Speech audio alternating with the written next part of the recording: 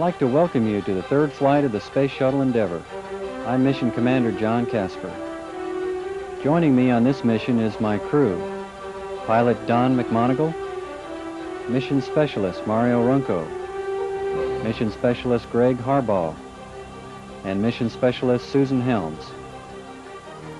In just a few minutes, we'll begin some very interesting experiments which will use toys to demonstrate the principles of physics. But before we do that, let me tell you about some of the other things that are happening up here. Our primary mission on this flight was to deploy a communications satellite called TDRS, the Tracking and Data Relay Satellite. TDRS is an important link in space communications. From its position in Earth orbit, TDRS will relay voice and data information between orbiting spacecraft and ground receiving stations.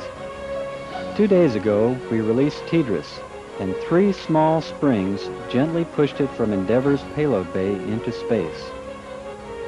After we maneuvered Endeavour to a safe distance away, ground controllers fired a booster rocket that propelled the satellite to a geostationary orbit of 36,000 kilometers above the Earth.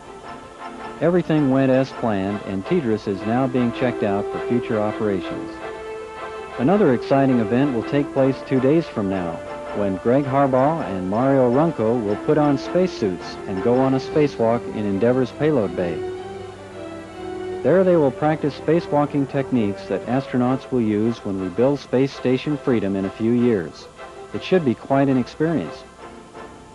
Deploying the TDRS satellite and performing a spacewalk are just part of the work we have scheduled for this flight.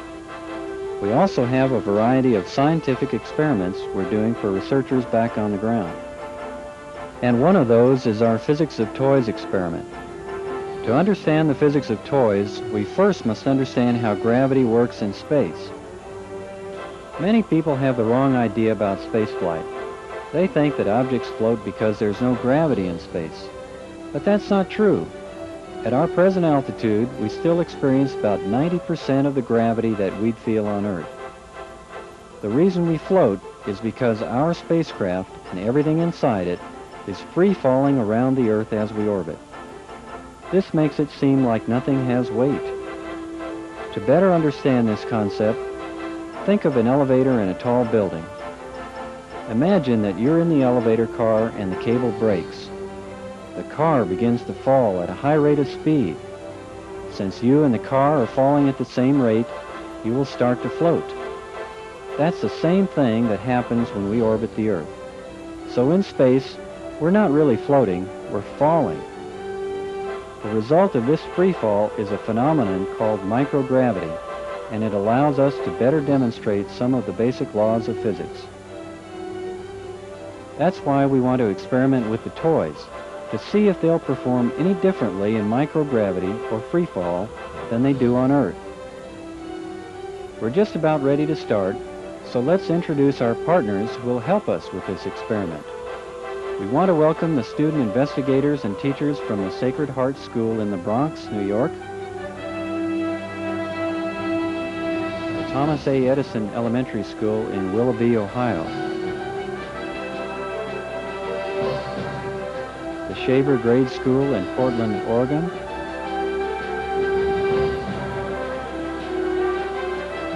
and the Westwood Elementary School in Flint, Michigan.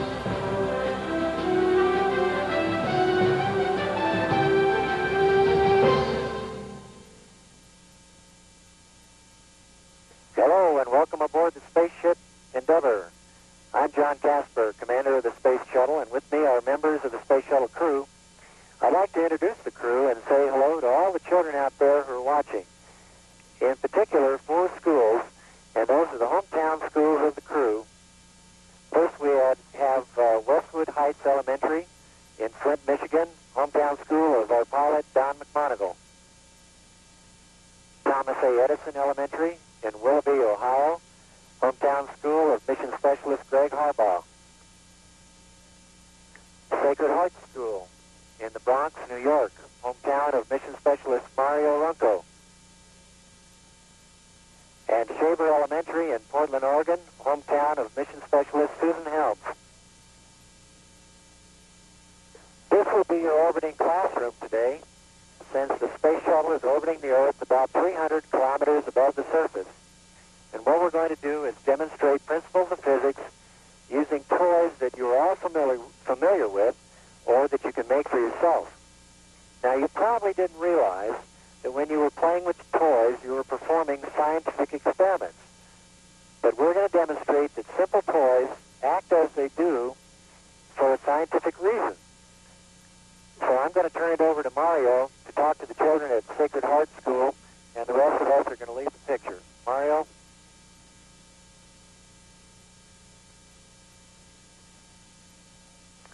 Thank you, John, and good afternoon to all the students at my old school, Sacred Heart, in the Bronx. It's good to be talking with you again, and I'm quite excited about this experiment. I know you've been practicing and experimenting with the toys, and we have been up here also. So if you have any questions about how these toys will behave in space and what the differences will be from the ground to space, go ahead. Sacred Heart, Houston ACR, please go ahead with your first question. My name is Tony Belafonte. We would like to know, what will the car do if you just let it go in the air? Tony, that's a very good question. We might be able to demonstrate a principle of physics. I'll wind the car up here on the locker and put it up to the TV screen. And by the way, you may notice this is a police car. That's a job I used to have when I was a New Jersey State Trooper. So we had a police car for me to play with here. Okay, I'm going to let it go and see what happens. As you can see, the car lifted up in the front end on this end from the wheels in the back. And I think what was happening there is that the wheels were spinning very fast, but there was nothing to prevent the car from spinning in an opposite direction of the wheels. And the principle of physics was the law of conservation of momentum. The wheels were spinning very fast, but were very light or less massive than the big car, which moved very slow. The combination of effects, the mass and the velocity, the big velocity of the wheels and the small mass equaled the large mass and small velocity of the car. Next question. My name is Christina Roldos. Does the car roll on the wall? Okay, let's try that one. Since there is no real up and down in space, I'll have to choose one of the walls, as we'll call it for now. I'll choose the locker here since it's in the camera view, and we'll see what happens. Okay. I'll do it right here. Okay, I'm going to try and let it go.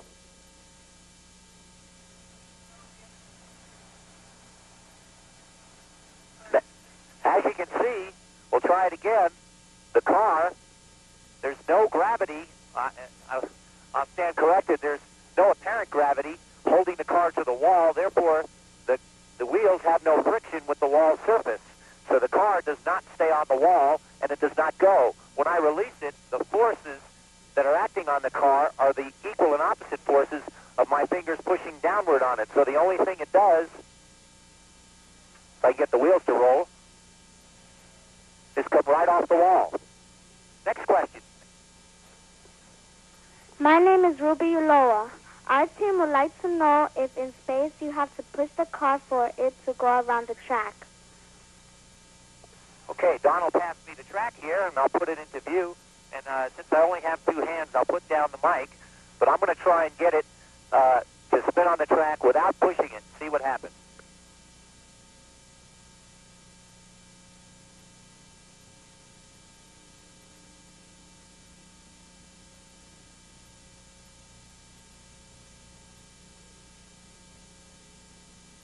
And as you can see, since the apparent gravity since gravity is apparently missing, we're in a microgravity environment, I don't really need to push the car to go around on the track. It just needs a little bit of velocity to give the centripetal acceleration outward on the track, and it will stay on the track. Next question. My name is Jacqueline San Miguel. On Earth, the car slows down and falls out of the track. We want to know if in space, will it just keep going around? Well, let's give it a try. Let's put the car on the track, and I'll try to keep it going as long as I can.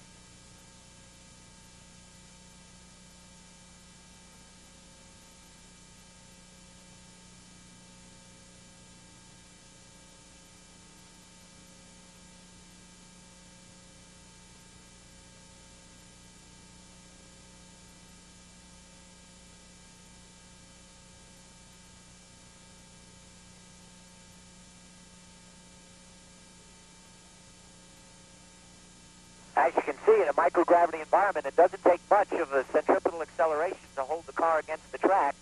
And gradually, what makes the car come off the track is the slight movement in my hand, which gives it a force pushing it off the track. So in microgravity, it's much easier to work. Next question. My name is Ebony Miranda. We want to know if you can start the car on top of the track. Okay, let's try the top.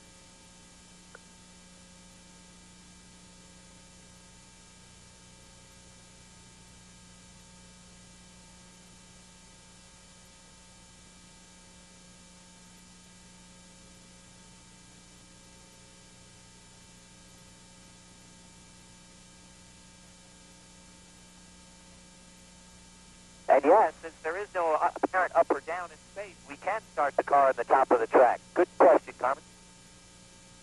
Next question. My name is Daniel Ortiz.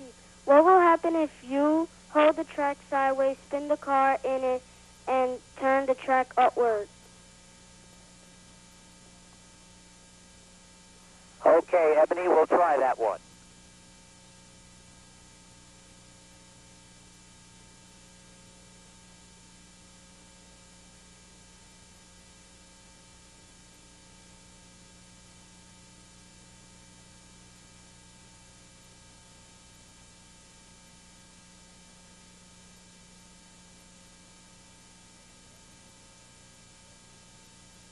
Again, the only apparent force acting here, or real force in this case, is the centripetal acceleration holding the car against the track.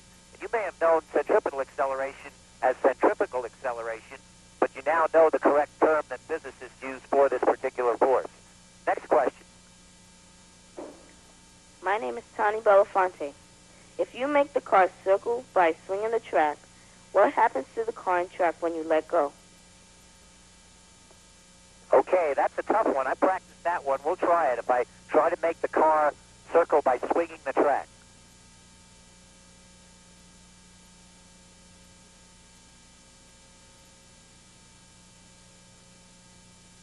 Endeavor, this is Houston ACR. We're 2 minutes before having to switch to Edison Elementary. That one is real tough. I can't seem to get that one to work because I have too much vibration or force imparted by the motion of my hand. So you've got me there. Next question. My name is Ruby Uloa. We would like to see what happens if you open the track and spin the car on it. Will it jump the hole? Okay, we'll try that one.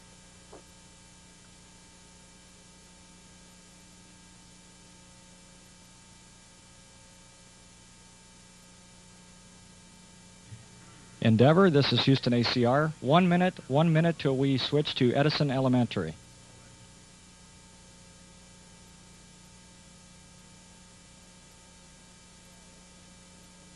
As you can see, the centripetal acceleration, the circular motion, causes the car to be forced against the track.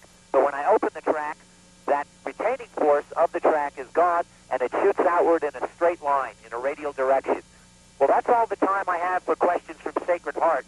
I've really enjoyed talking to you again, and now I hope you realize that physics and mathematics are part of our everyday lives, including affecting things so simple as toys. I appreciated talking to you, and you guys have a great day and do well on your exams.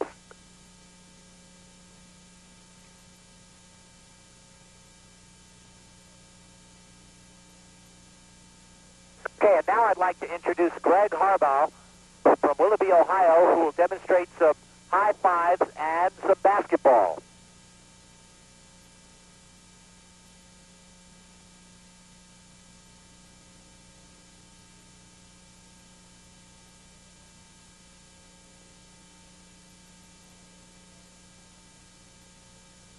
Hello, Edison Elementary and the students of the Willoughby schools and the Cleveland schools. It's great to be talking to you today. What you just saw me demonstrate, other than a little bit of a fancy basketball maneuver, was in fact a demonstration of the principle of conservation of angular momentum. You might ask your teachers about that in more detail after this session is over with. one of the nice things about being in space is that we can redefine the rules of basketball to suit us. And one of the things that I get to do here is show you a little bit about the effect of free fall on playing basketball in space. Because we were in free fall, the space shuttle and I and the ball are all falling around the Earth together. So if I just let the ball go, it just floats, other than being moved a little bit by the wind currents. If I blow on the ball, it really takes off. So it doesn't take very much force to get the ball going.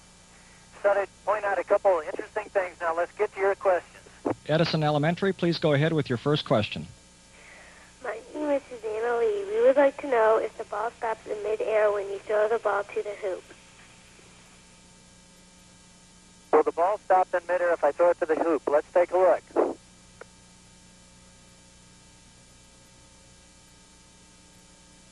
No, that's one thing about being in a place where all the forces are in balance. When you exert a force on an object, it will just keep going until another force makes it stop. So that ball would just keep on going and going and going unless we have something like the lockers to make it stop. Next question, please. My name is Matt Groiner. When you throw the basketball, will it go the same way you aim it? Could you say that question one more time, Matt, please? My name is Matt Greiner. When you throw the basketball, will it go the same way you aim it? When you throw the basketball, will it go the same way I aim it? Well, when you throw a basketball on Earth, you have to worry about throwing it in an arc so that it will go up and gravity will pull it back down and go into the hoop. Here in space, whatever direction I throw the ball is the direction it's going to go. If I throw it that direction, that's the way it goes. If I throw it up this way, that's the way it goes. So yes, the ball goes in any direction that I throw it. My name is Maggie Macho. We would like to know if you throw the basketball and makes it into the basket. Will it go through or just stay in the basket?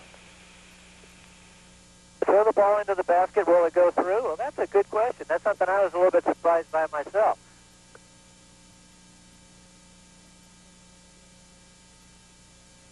Let's do it the easy way. Sure enough, the ball gets stuck right in the basket. I didn't throw it hard enough to push it all the way through. Next question. My name is Danielle Seaback. We would like to find out if you can do a slam dunk. Hi, Danielle. Well, I think I can try to accommodate you here. Hang on.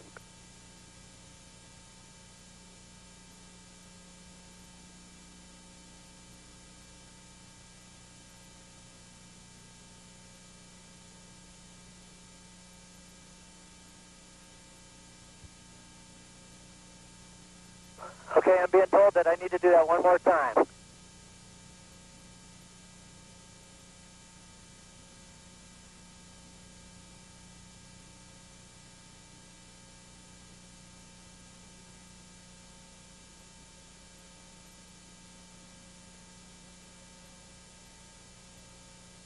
There you go, Danielle. I can slam it from the bottom and I can slam it from the top. Next question. My name is Jessica Byram. We want to know if you can dribble in space. Can I dribble in space? Well, normally when I dribble off of the floor when I'm playing basketball back on Earth. Here I can dribble off of any surface I want. So I can dribble that way off of the lockers, which is a wall. I can dribble off of the floor. I can dribble off of the ceiling or the other wall. So yes, I can dribble in all directions. It's not easy though. Next question. My name is Paul Roxana. If Michael Jordan wore his shoes in space, would they still be called Air Jordans? Well, I don't know the answer to that one. You might want to ask Michael. I guess I should point out to you that I have a nickname too, but it's not Air Jordan. Maybe Space Harbaugh for me, huh? Next question.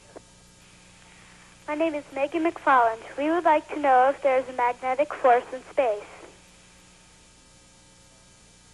Is there a magnetic force in space? Well, now there's a good question, and we have the props to show you that. I've got two little magnetic balls, and let me see if I can get them to attract each other.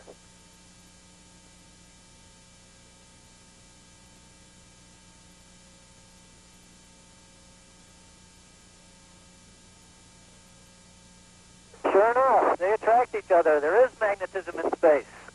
Next question. My name is Erin McCrone. We want you to take two marbles and stick them together on the same color. What would happen in space? Okay, sticking two marbles together in the same color means that they are the same pole, so they should repel each other. Let's try.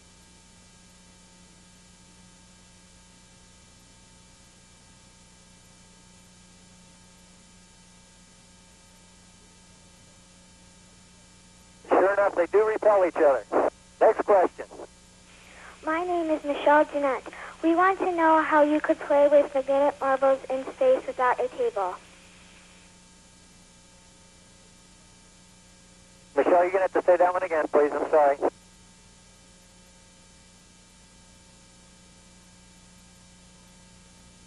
Magnetic marbles in space without a table.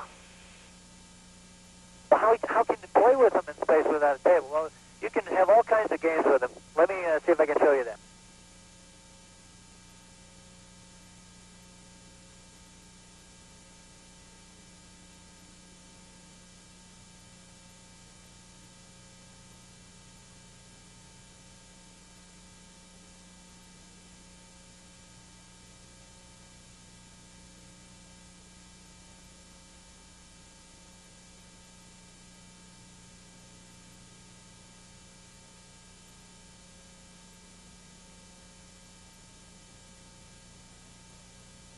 Endeavor, this is Houston ACR. There's 1 minute until we have to switch to Shaver. Next question, please. Endeavor, this is Houston ACR. There's 1 minute till we must switch to Shaver Elementary. Here comes your next question. My name is Matt Greiner. Using another marble, can you spin a marble in the air? Can I spin a marble in the air using another marble? That's a good question.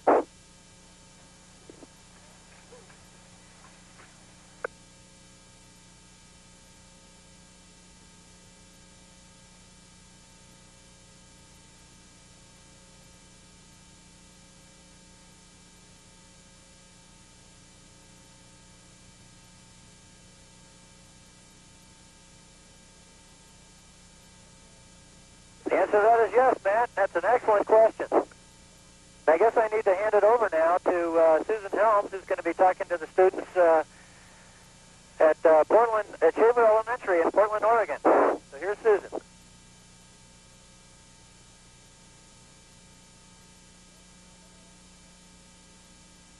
Hello to Portland, Oregon, my hometown. I just want to say I'm really happy to be up here in space for the first time. You may have noticed I've got on my Oregon Trails t-shirt. And this is the 150th anniversary of the Oregon Trail, and I'd just like to say I'm proud to blaze a new trail into space for the Oregonians. Okay, I'll take your first question at Shaver Elementary. Shaver Elementary, please go ahead with your first question. My name is Tori Oaks. We want to know if the fish will float in air when it's wound up. Will it swim through the air? Okay, this question is all about swimming, and I have here the fish toy, and what I'm going to do is wind it up. But before I do that, let's talk about the fishtail a little bit. We all know it's the tail of the fish that makes the fish move through anything, whether it be air or water. Now, the question is the tail big enough and does it move fast enough in order to propel the fish? Probably in the water it does. Otherwise, this toy probably wouldn't sell. But let's try it in air, which is less dense than water, to see what happens.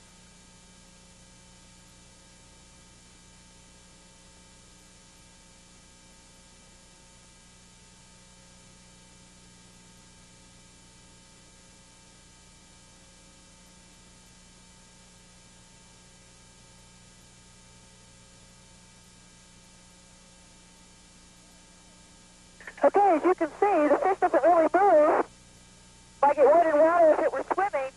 What it does instead is just kind of turn around on itself. And the reason it does that is because the winding mechanism inside, as it begins to unwind, it ends up twisting the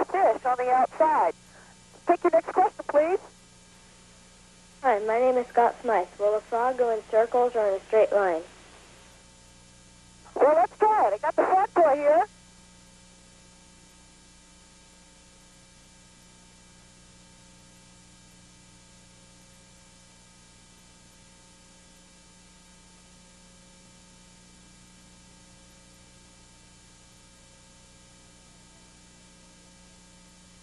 I'd say that frog is a little helpless. He doesn't seem to be able to swim too well. And again, the reason is because in air, the frog's flippers are not fast enough or strong enough to move the frog into a straight line. And that's because, again, we're using air instead of water as a propulsion medium. Next question. My name is Megan Johnson. If you make the fish's tail bigger with tape, will it swim faster? Okay, that time the fish didn't swim because it was spelling. It swam because my trusty assistant, Marty, over here, threw it at me. Now I'm going to wind it up and see if we can get this fish to swim. It's because it's got a bigger tail that maybe it'll work this time.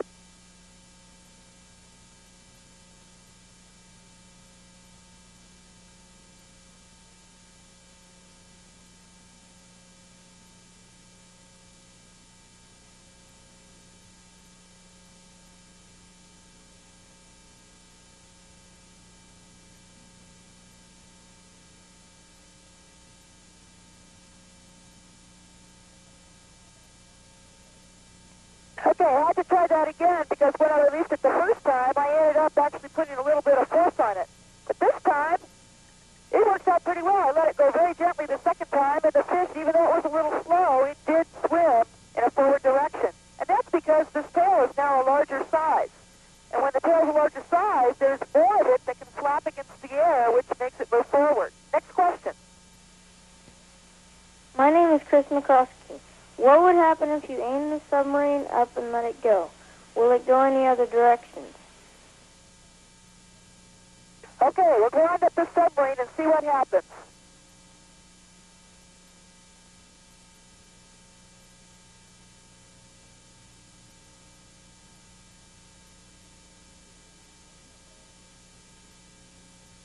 Here we go, Chris.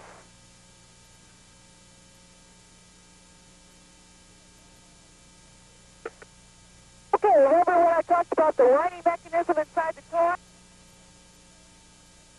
That's what we had here. We had a toy that had a very strong wind-up coil, but the toy itself, in air, doesn't propulse very well. So we ended up having the toy just turn on itself as it began to unwind. Mario, hand me back that toy a minute. I want to show him something.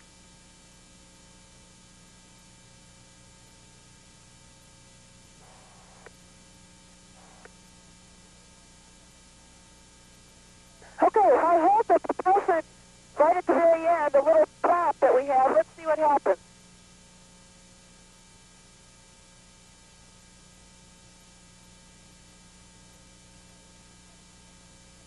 Well, here you can see that as long as you're holding one side of it, either the prop or the submarine itself, it'll actually look as if it's just turning without any problem at all and twisting. But if I let them both go and I don't hold on to either one, it ends up turning up on itself. And that's because we have a reaction to the twisting of the coil inside. Next question. My name is Janet Rue. What would happen if you flip the frog in the air? I'll try that right now, Janet.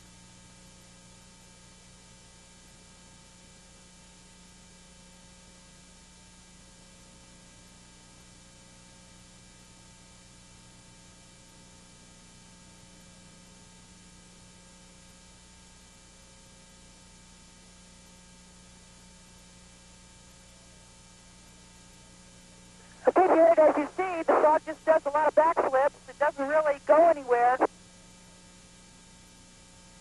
Take the next question, please. My name is Elisa Amhaz. What will happen to the submarine with its pen taped to the propellers? My trusty assistant, Mario, is getting this toy all ready to go. It'll be with us in just a minute. Okay, he's got it.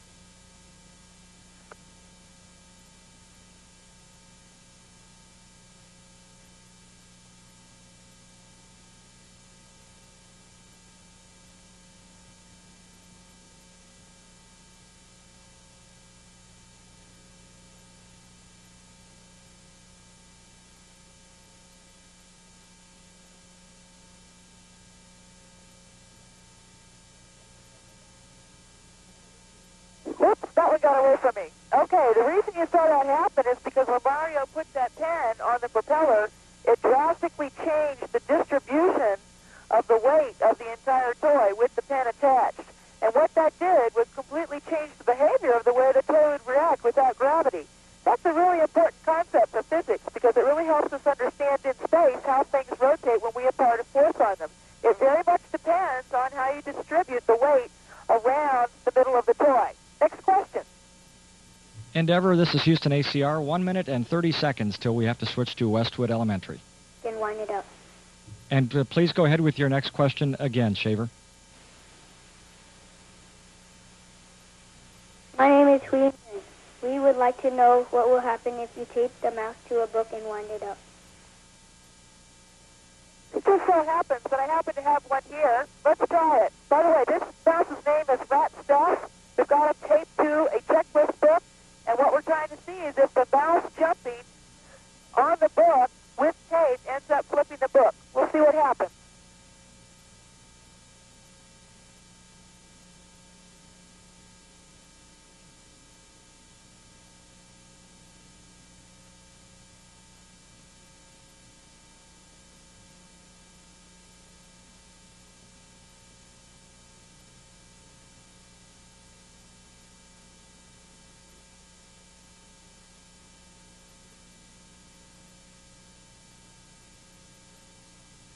And Endeavor, this is Houston ACR. There's time for one more question from Shaver Elementary.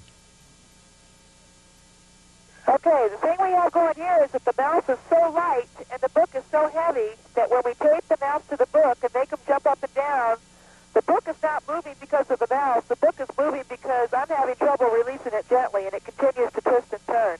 But that's an excellent question because it, again, demonstrates how it's very important if you want something to spin in equilibrium or something to spin in a very symmetric way, it's very important that you have both pieces of the mass the same weight. And we haven't got that here, so the mouse is kind of being overridden by the weight of the book. Next question. My name is Jason Hunt. We want to know what would happen if you tied a string to the submarine and held it onto the string.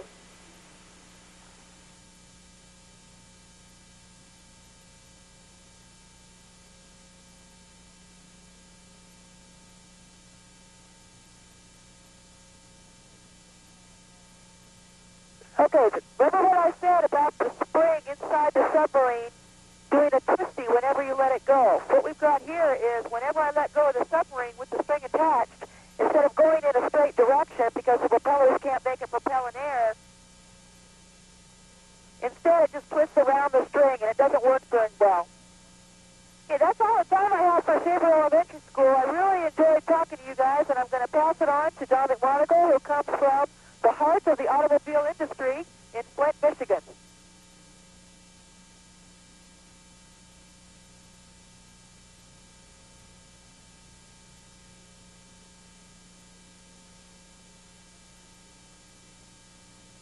Hello, Westwood Elementary. It doesn't seem like that long ago that I was sitting in the same seat you are, studying, and had no idea that I would be here today.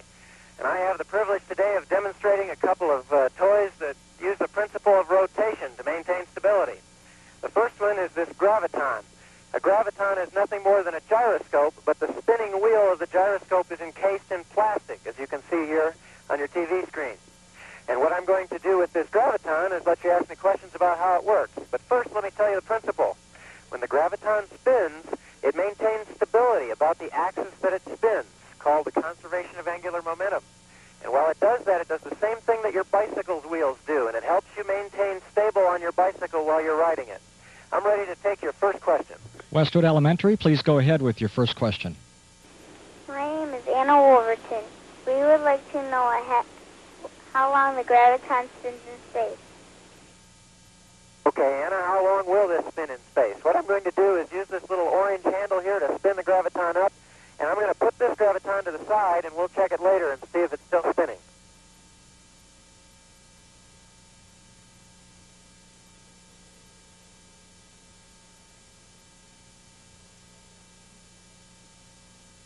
Okay, here's the sound of it spinning.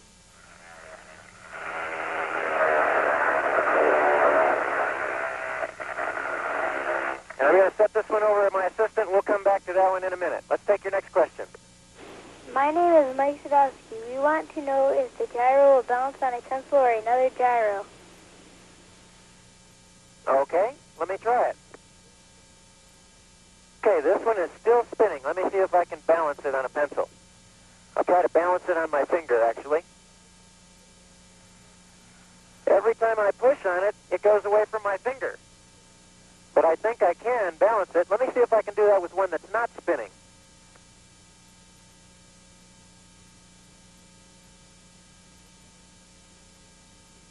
Okay, this gyroscope is not spinning. Let me see if I can balance it on my finger with this one. Oh, every time I push it, it moves. I cannot hold it on my finger because it's so unstable. Every time I push it, it tends to wobble, and I'm just not clever enough to make it stay on my finger. Back to the one that's spinning now, and I can hold it on my finger without it wobbling. Next question. My name is Shatoya Brewster.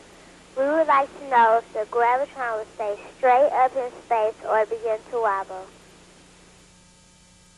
Okay, Shatoya, that's a good question, and that's really the heart of this demonstration. Here's one that is not spinning, and let me see if I can make it wobble. Oh, I think it very clearly wobbles. Now let me take one that is spinning, and I will put it up here and see if it wobbles while I push it. See, I can push right on the edge of it. I can push on any side, and it won't wobble. It stays straight up and down, and that axis that it's spinning about stays oriented in space. And that has the principle of conservation of angular momentum. Next question. My name is Robert Horwood. We would like you to try to catch the gravitron while it is turning or flipping. What happens if you hit it? Okay. I'm going to have my friend Mario here toss me a graviton that is not spinning, and I can catch it easily. But let's go ahead and toss it back to me, Mario, while it's flipping over end. Okay. And I can catch it.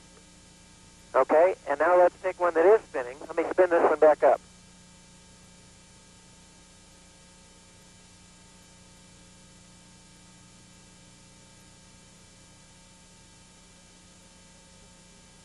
Okay, there goes the one that's not spinning. Here's one that is, and I'll toss it to Mario and see if I can make it tumble while I send it to him.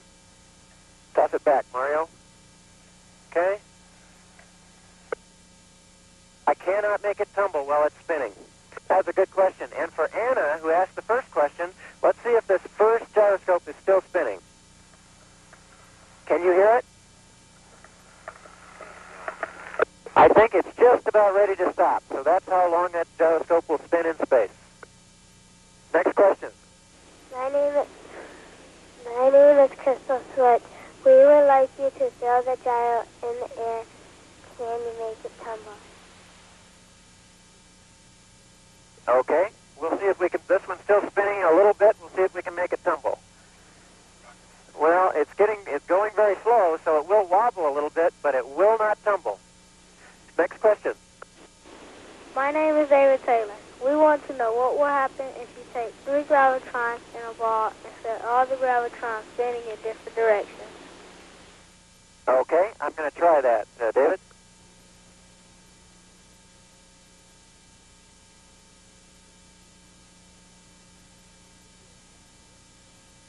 You can see here I have a wiffle ball, and I've attached 3 gyroscopes to this wiffle ball. And I'm going to spin all 3 of those gyroscopes up and see if it stays stable with those 3 attached to one object.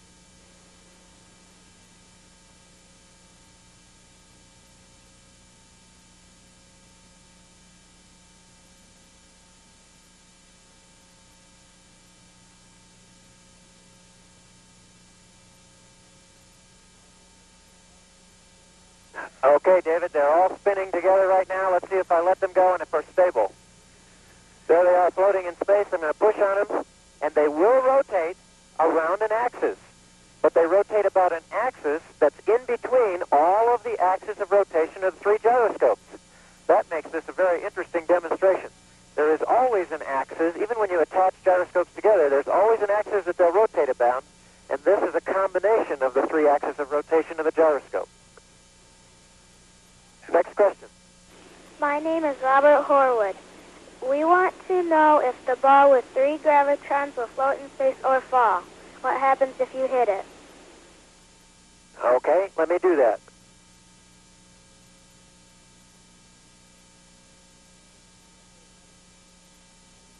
Okay, Robert, I'm going to set it right here in front of the camera, then I'm going to push on one of the gyroscopes and see it will maintain, it won't fall to the ground. It is wobbling a little bit because the gyroscopes are running slowly, but it does not tumble end over end like it would if the gyroscopes were stopped. And I want to describe what this principle means to us in the space shuttle. We have on board gyroscopes not unlike these that orient themselves around their spin axis and maintain a stable platform that we use to navigate from. It tells us which way we can go up or down and which way we have to go to get from one place to another. So this concept of gyroscopic stability and conservation of angular momentum helps us fly and navigate in the space shuttle. Another question? Endeavor, this is Houston ACR. There are 2 minutes left before we have to leave Westwood Elementary. And Westwood, please go ahead with your next question. My name is Mike Stowski. We want to learn if the gyro will balance on its side when it is spinning. Will it balance when it is not spinning? Okay, I think we demonstrated that a little bit, but let's go ahead and set it up here and see if it will balance. We'll put it on one side and see if it balances. And it's rotating a little bit around the axis that's in between all 3 of the gyroscope spinning axes. But if I stop them, let me see if I can make it tumble. Just a minute.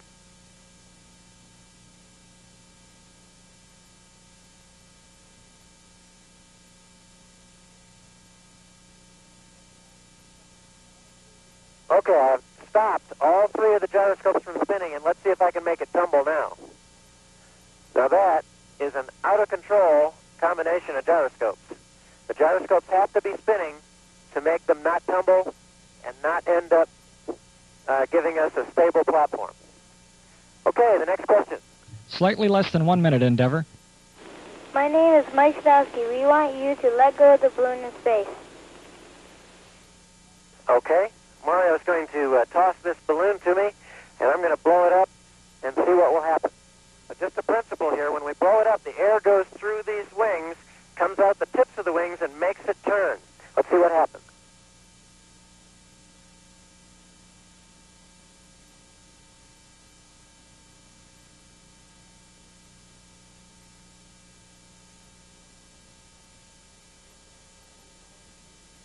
Okay, I'm going to hold it low and see if it goes up through your camera field of view. Ready, set, go.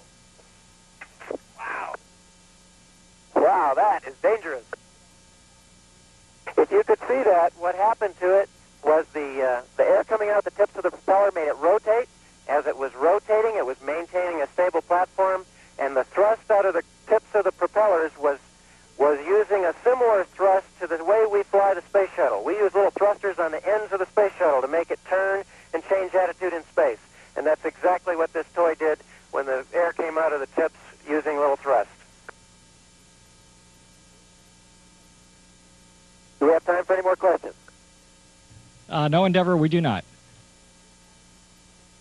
Okay, at this point, I'd like to hand the microphone back over to our commander, John Casper, from Gainesville, Georgia.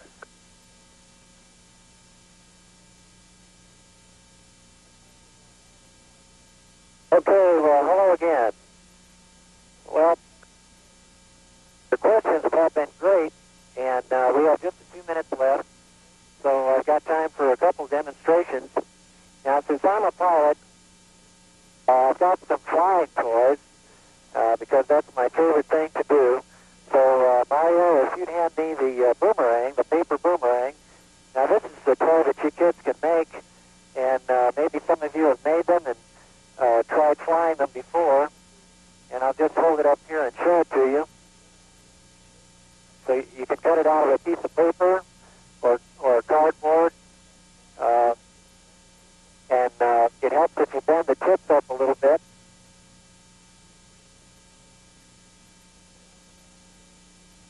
Okay, I'm going to back away.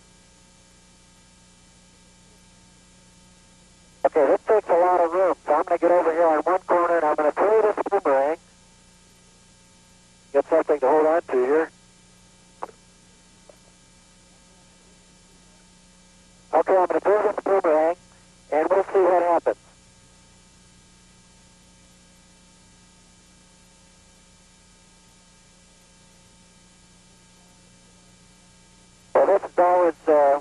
this a couple of times, and I've done this at home. In fact, my children, Robbie and Stephanie, have seen this, and I know they're out there watching today. They can't talk to me, but they're watching with other children from the Houston Museum of Natural Science. So they've seen me do this at home, and they know how wild this can be. So I'll try this again, and we'll see what happens. See if it comes back to me. Well, it curved around the cabin and went in the airlock. It did fly curve fast. Let me try one more time.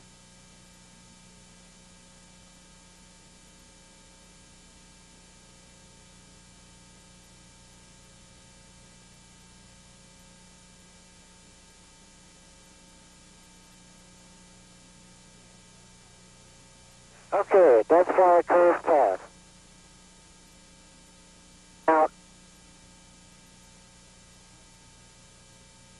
Now, the reason it does that is because as I turn it, it's acting as a propeller. And these little four little things act as little wings, and as the little wings go through the air, the one that's in the lead